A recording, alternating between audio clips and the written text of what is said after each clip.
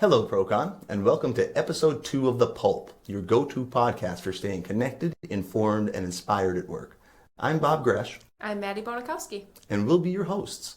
For episode 2, we had done 2 series of interviews, one with our safety committee, or a few members of our safety committee, and another with a representative from United Way that, when put together, stretched out just over 30 minutes. So we're going to split this episode up into 2 parts, with part 1 consisting of our interviews with safety committee members Tony Kramer and Josie Danley.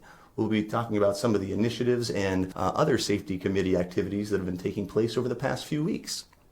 So without further ado, let's get into episode 2, part 1, with our interview with Josie and Tony.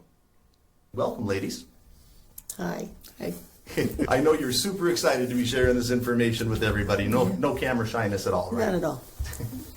Well, let's get started and just tell us a little bit about what drives your passion for safety. Why did you join the committee? Honesty, I was asked to, but I do like to go home in one piece. Make sure other people go home in one piece. Excellent point. How about you, Josie? Probably kind of the same, and be up to date on all the safety rules and make sure everyone else is aware of them. Excellent. It's a focus that we've really identified as a top priority in 2025 is kind of looking at everything from the studs and building it back up in a lot of different areas, but specifically safety. So have you seen any real life examples of when ignoring a safety issue led to a serious problem? I had one at an old workplace where basically the employee thought they could beat the machine.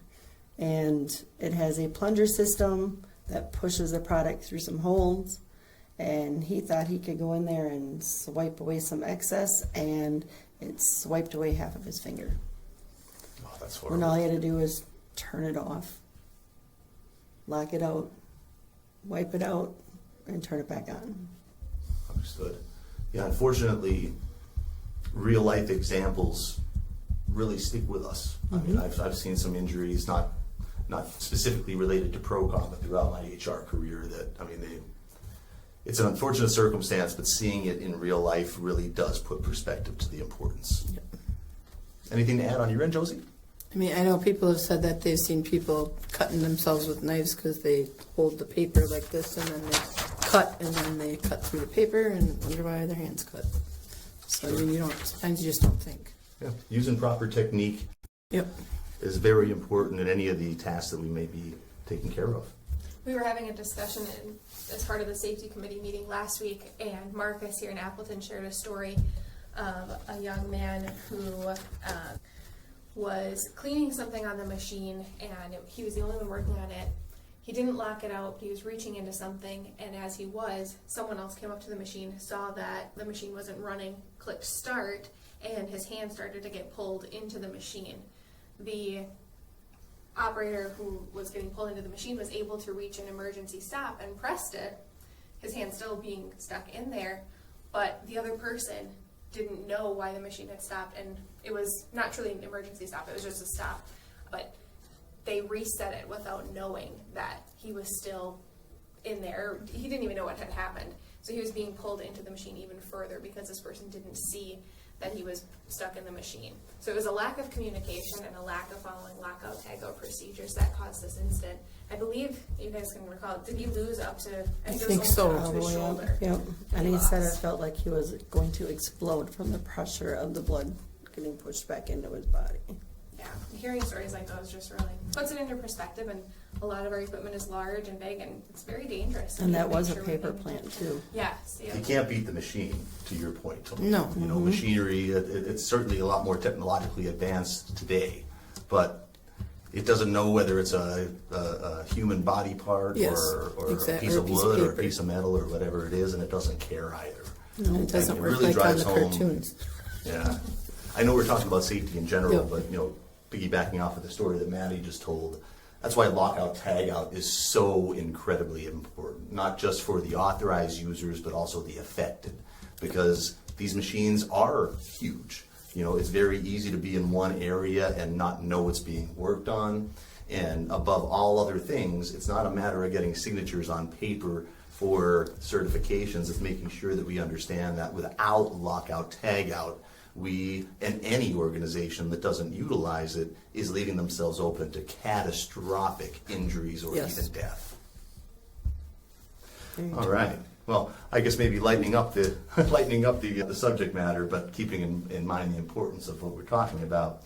If someone sees an immediate safety concern, what should they do?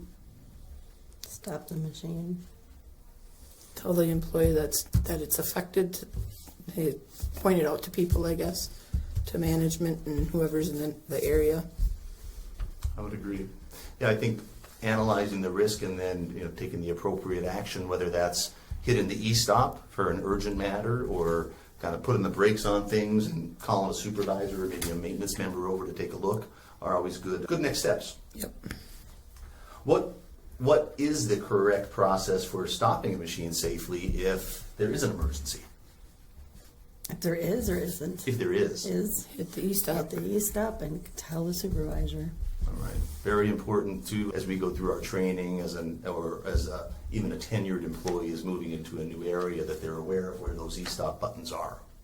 And to know that anyone can stop the machine. It doesn't matter who you are, what area you're in, if you belong to that machine or not. If you see something, you have that right to stop the machine. That's actually a great lead into the next discussion point, Maddie, whether you did that on purpose or not. There really is sometimes a fear that stopping production is going to lead to some negative consequence for the employee.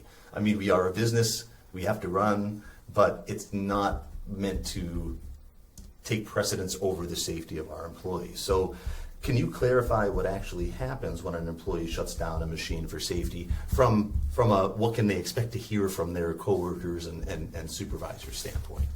They should just hear good job for stopping it and why did you stop it? And then they can decide whether it was an actual safety concern or Critical just or say, non-critical yeah, it's terms we're time. using. That's exactly, Right. you took the words out of my mouth, Tony. Yeah. And I think as we are in the early parts of this process, there may be some confusion from employees as to whether something is critical or non-critical. I would always rather an employee err on the side of it's non-critical, but addressing as though it is. Right. And then we can always correct that as we go forward so that that employee and their peers know how to proceed as we go forward. Right. And don't take in concern that if it's turns out to be non-critical, that they're going to be like, oh my God, this person just shutting it down. It's not going to be held that way. And it was stated from an upper management person in our safety group that it'll be, it'll be taken, everything will be taken into consideration. If it's deemed not, you would explain that this is what was taken, we're deeming it's okay, it's safe to run, and just go with it. So if you see something else, go ahead and do it. Just don't think that, they're just going to think I'm a pushing, stop pushing. Yep. It's not going to be taken that way at all. 100%. And I am going to go ahead and name drop that individual that you brought up, being that they are the corporate safety director for the organization. So, that came right from Jason Scott. That's as high as we can get within that department. And I assure everyone that what we're talking about will be the case as things are reported. Can you think of an example, whether it's with Procon or a past employer, of where taking the action that we're talking about prevented an injury, whether it was an e-stop or simply holding up production so that we can address something that we saw as a concern?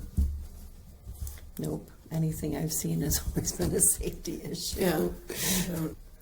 I know last week in the safety committee meeting, we were talking about examples, and there was one that was brought up about a team member from maintenance saw something on the machine. I don't know in exact terms what it was, but he saw a risk, shut down the machine, discussed it with the supervisor. They did verify that it was an issue. They corrected the issue promptly, and then the machine was able to get back up and running. But they did truly shut down the machine and looked into it right away and made sure that it was taken care of. 100%. And I think that fits the theme of what we're talking about here. We want to make sure that when somebody sees something, that they say something, right? When we report a safety concern, what happens? Number one, we want to ensure that every angle of that concern is addressed. Is what is in front of us that we're reporting in a vacuum, or is that caused by something earlier in the process that we need to look back at, right? What do you think should employees do if they're not sure whether something is a safety issue or not? Well, if it's not an immediate concern, they should go question it with either a supervisor or the operator of the machine or whoever's in charge in that area and ask them, hey, is this an issue or is it okay to run it like this? I mean, Absolutely. you could stop it, but don't e-stop. Just do the general stop and discuss, because if it's deemed something, then it's already stopped. And it's really easy to hit go. Yeah. Sure. I think that's a good clarification, right? Where not every situation that requires us to hit pause means we have to hit pause by hitting the e-stop, Yes. right? But I want to make sure that we're very clear that that statement is not in any way discouraging use of the e-stop if we're unsure. Yep. Yeah. In the event of an emergency, always use that e-stop. 100%. That must be why they call it the e-stop. Case of emergency, right? Well, Right. yeah, that is what it means. My kids are going to kill me for that dad joke if they listen to this episode. Anyway, we're so happy to have the two of you join us. Is there anything else that you'd like to share before we move on to the next section of the podcast? No, not really. If anybody else wants to join the safety group, they're more than welcome. All right. I was hoping you yeah. might say that. Yes. So realizing that this is a podcast that's shared with the entire organization, just a reminder that we kicked off, I guess we might call it the Safety Committee project here in Appleton with the first group meeting here. As we proceed with the year, and I think in pretty short order, you're going to see that those committees are going to expand to other divisions. I'm sure that we'll have division-specific meetings, but as always, we're open to ideas. So if you've got any ideas related to safety committees, safety in general, and of course, as we mentioned last week, any ideas for future episodes of content for The Pulp, please email thepulp@proconusa.com to submit those recommendations or ask those questions. Josie, Tony, thanks so much. You both get out there and have a safe rest of your day. Okay. Thank you. Yep. Thanks for joining us for part 1 of episode 2 of The Pulp. We want to thank Josie and Tony for joining us once again and remind you to tune in for part 2, where we'll be interviewing Jennifer Rotier of United Way to talk about our recent campaign and their activities in our community. Until next time, keep making Procon great.